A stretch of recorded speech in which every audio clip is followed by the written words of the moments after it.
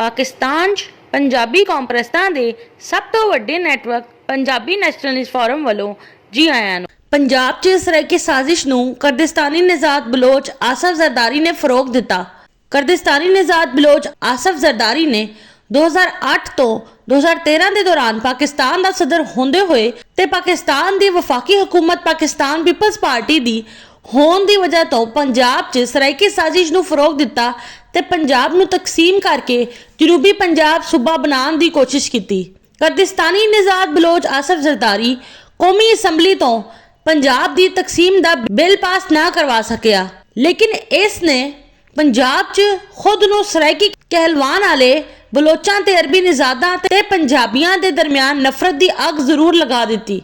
अजकल कुर्दिस्तानी निजात बलोच आसफ जरदारी का पुत बिलावल जरदारी पंजाब नूं तकसीम करके सराइकी देश बनाने दे नारे मारदा फिरदा है ते जनूबी पंजाब 'ਚ पाकिस्तान पीपल्स पार्टी का रहनुमा अरबी निजात यूसुफ रजा गिलानी भाग दौड़ करदा फिरदा है। सिंध 'ਚ काबिज बलोच ते अरबी निजात पंजाब 'ਚ सराइकी साजिश करके ते सिंध 'ਚ सिंध कार्ड इस्तेमाल करके पंजाब ते सिंध दे आपस दे तालुकात खराब करते रहंदे ने, जद के सिंध ते काबिज बलोच ते अरबी निजात की सराइकी साजिश ते सिंध कार्ड इस्तेमाल करन नूं पंजाबी कौम की तरफों पंजाब ते पंजाबी कौम के खिलाफ साजिश समझा जाता है। सिंध के असल वारिस समार्ट ने जो पंजाबी कौम के तारीखी पड़ोसी ने, पंजाबी कौम अपने तारीखी पड़ोसी समार्ट का एहतराम भी करती है। पंजाबी कौम अपने तारीखी पड़ोसी समार्ट ते बलोचा ते अरबी निजादां दे सियासी समाजी मुआशी इंतजामी तसलत नूं पसंद नहीं करती।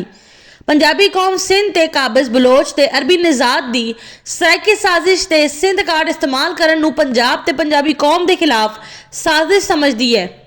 समार्ट नूं चाहिदा है कि बलोचां अरबी निजादां दे सियासी समाजी मुआशी इंतजामी तसलत तो खुद नूं आज़ाद करवान ते इन्हां दी सराइकी साजिश ते सिंध कार्ड इस्तेमाल करन नूं रोकण, वरना पंजाबी कौम नूं खुद ये काम करना पएगा।